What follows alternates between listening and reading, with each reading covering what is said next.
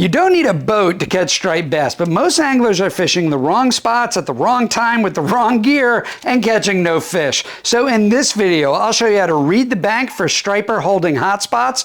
I'll show you rigs that few know or talk about, and new and unique baiting tips that have put fish like this in so many of my clients' hands, and it'll work for you too. All right, so these are live bloodworms, which we're absolutely going to use.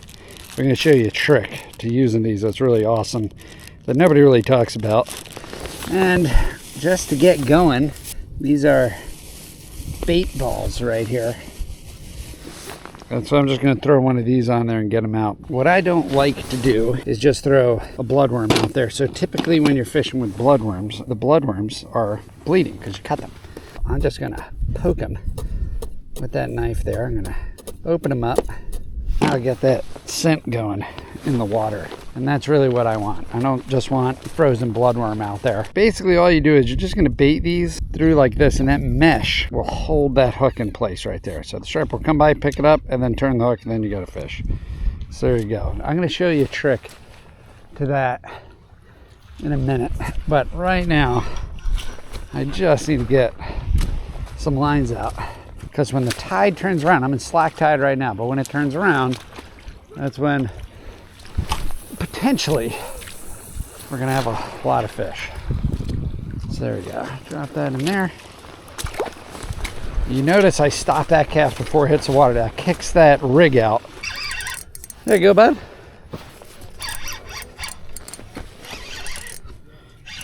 Fish on, bud. Ben, you want to reel him in? You want to reel him in?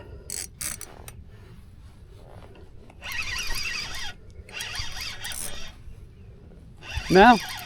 You want to dig in the sand? All right, fish on.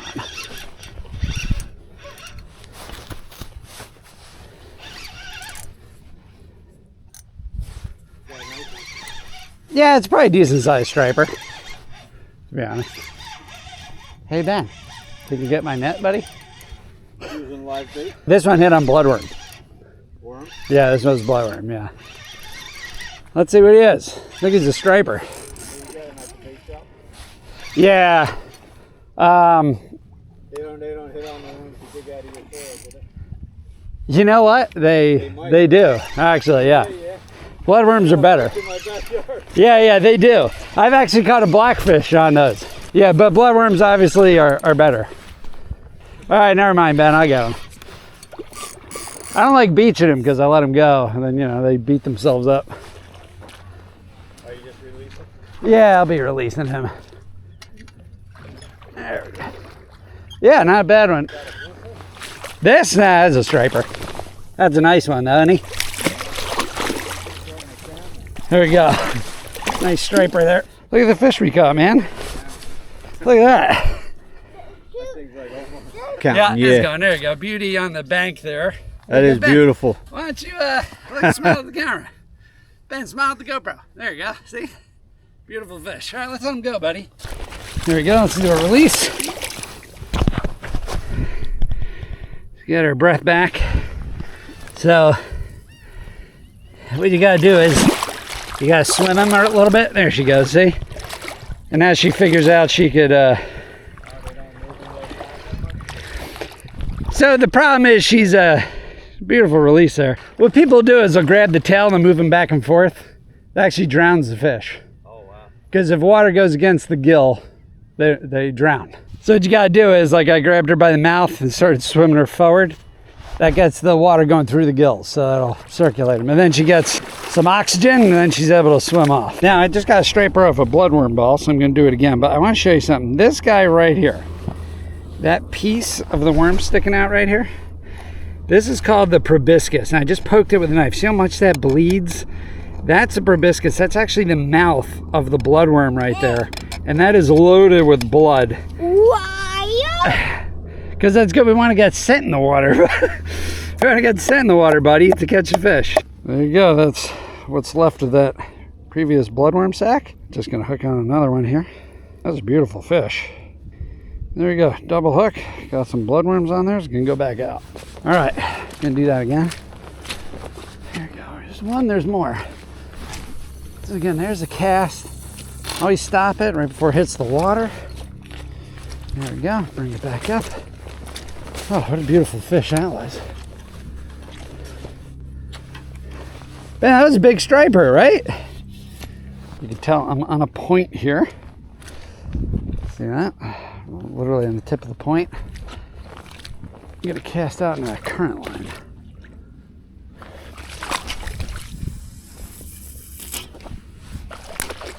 Okay. You always stop that cast before it goes out, so you kick the bait out.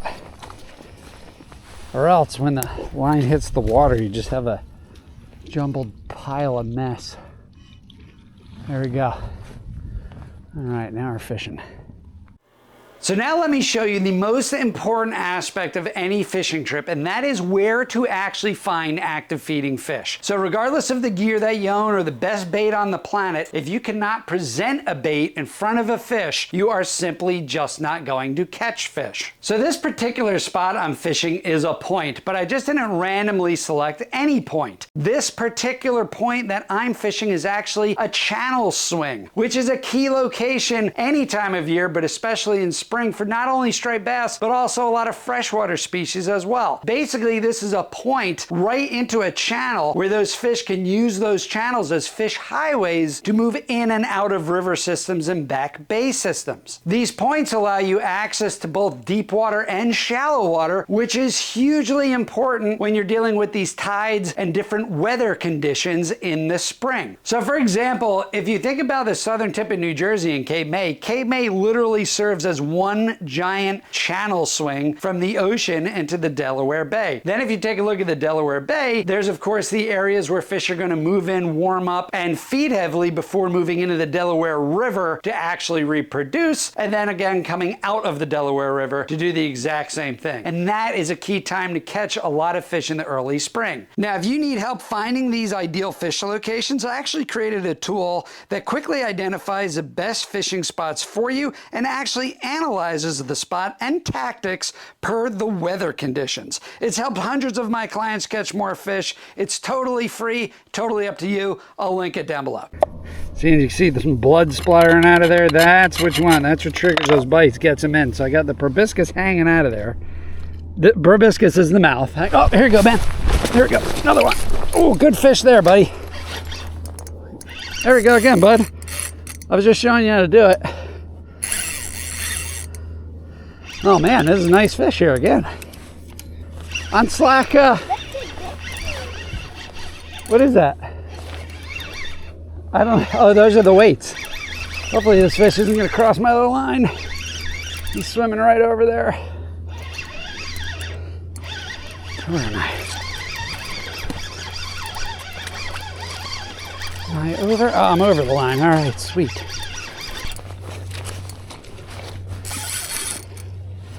Love it.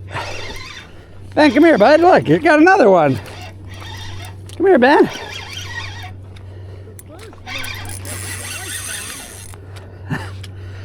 These are big fish. These aren't slots.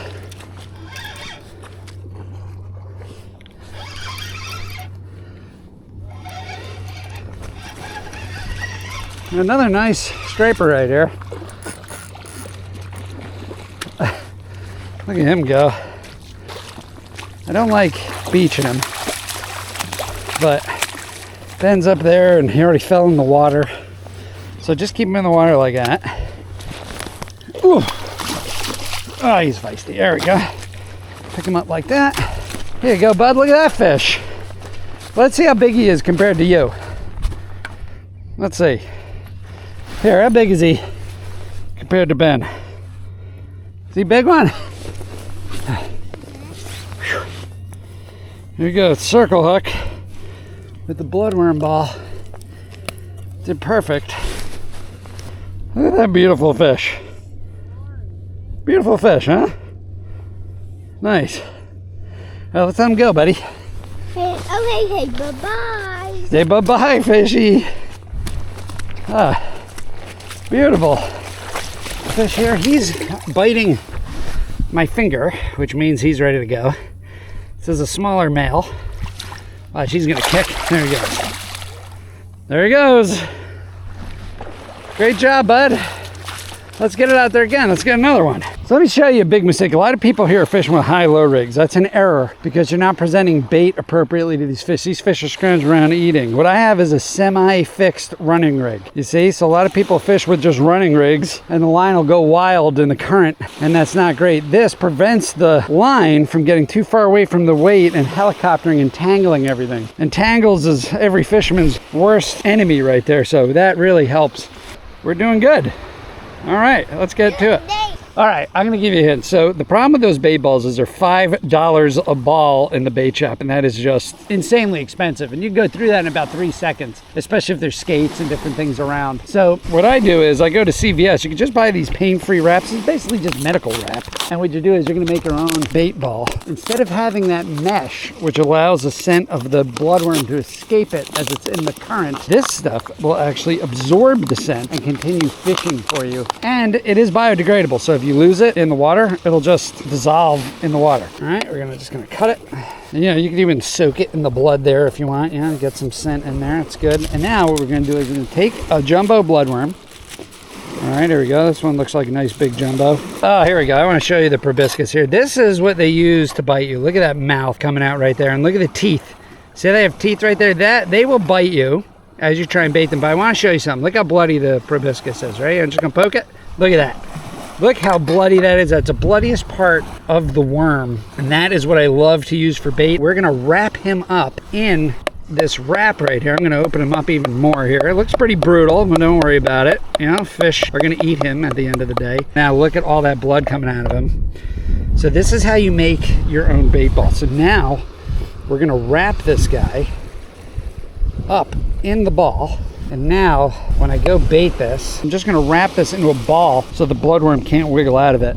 And that's your own little personalized bait ball right there. And now we're gonna hook it straight through. He's double wrapped. So I got this one on there already. All right, there we go. So we got the bloodworm ball there, the new gauze covered in bloodworm juices. Oh yeah, look at that. The mouth is out and everything. See, man, that's the mouth. Oh, you want to do that one? Okay, do that one. All right, look at those teeth. See the teeth on there? Okay, good job. That's it. Oh, good job. You did it. Great job. All right, now he's bleeding all in there. That's good. Gonna open him up a little bit. There we go. All right, he's good. He's good. No, not too much. Not too much. I want him whole. Not too much. I just want him whole. We'll chop them all up. So now we're gonna make them into a big bloodworm ball right there. Okay, I'm gonna cut this. But Bud is bleeding. Yeah, he is bleeding. That's good. We want him bleeding. There we go. There it is. That's a bloodworm ball. I'm gonna show you another quick trick here. So I'm gonna cut all this off. I'm gonna keep this. Always keep your trash. So that's another problem with these is you're introducing like this mesh into the environment. I don't particularly care for that. So now what you do is, okay, you see how this can open up pretty easily right there? So you're just gonna put the hook through it, like so. See, like that, and then you're gonna twist it. This old carp trick right here from carp fishing. See, now you have an actual ball, and then just gonna side swipe it right through, just like that, and now you have a blood ball again, just like that. All right, so now I'm going to show you another baiting trick. So typically what happens is, the old, not great way to do it, is you just glom up a bunch of clam on your hook, and then you just have like a wad of clam right here. I'm going to take my clam here, and I'm going to bait it the way I want. So here we go. I always put the hook through the tough part first, but then the guts second. Now what I want is I want the clam to be presented like this to the bass on the bottom. So you have to dry your hands before doing this next step. And this is PVA line right here, and this will dissolve in the water. As soon as it gets wet, it will dissolve. So what I'm going to do is I'm just going to take a little piece of this. I'm going to cut it. Okay. Now I'm going to take my hook and I'm going to carefully wrap the clam in place just like this. So now when I throw it out there, it's going to stay exactly like that. Now when I cast this, see how it's nice and tight up in there, it's not moving. This is exactly how it's going to present, and then this will dissolve. It takes about 60 seconds to a couple of minutes for that to dissolve. And now we're going to launch it out there. Okay, now we're fishing. There we go. Now I got a good clam out there and it's presenting exactly how I want it to. There you go, buddy, I got one.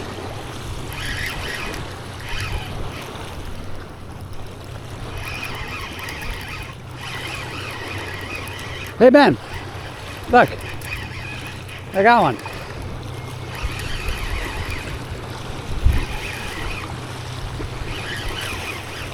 That was on the bloodworm gauze packaging.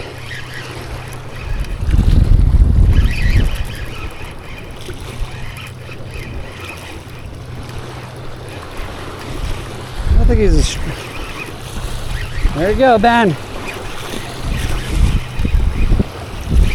Poor guy.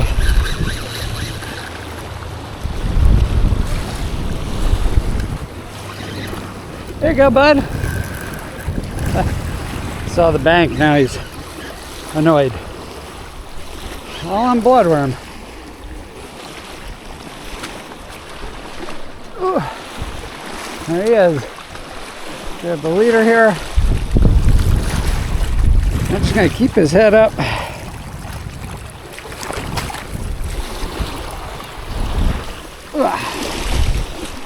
There you go. So there's the gauze right there with the bloodworm in it. That was the one I just rebaited. And there's the fish. That prevents the bait from getting washed out. Right there.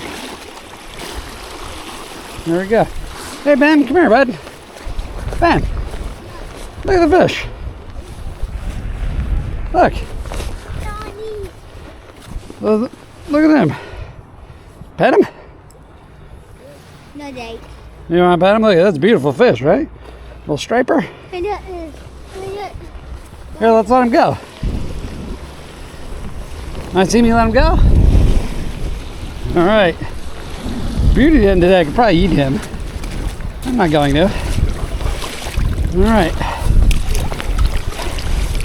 There he goes. He doesn't need any help from me. He's off. All right. There you go, buddy. Take a look. That's what did the trick right there. Just my gauzed up bloodworms. Let's take a peek inside. Look at them. See how fresh and nice those bloodworms are. And fish could absolutely pick that up, and he ate it. So there you go. Bloodworm trick right there, and that does not cost you $5 a bag. Just make it yourself for practically nothing. There's Ben, soaking wet because he fell in the water and sticking his tongue out at us because he's soaking wet. Well, what would it be without an adventure? So these unique baiting tips and fish finding locations can absolutely help you catch a ton more fish. But if you really want to get good and separate yourself from any anglers out there, go ahead and click on this video right here. We dive deep into these spring patterns, both in the pre-spawn, the spawn, and the post-spawn, so that you could locate your fish each and every time you go fishing and catch the fish that you deserve. So go check that out, Fish Lots. Thanks for tuning in. I'll see you out there on the water.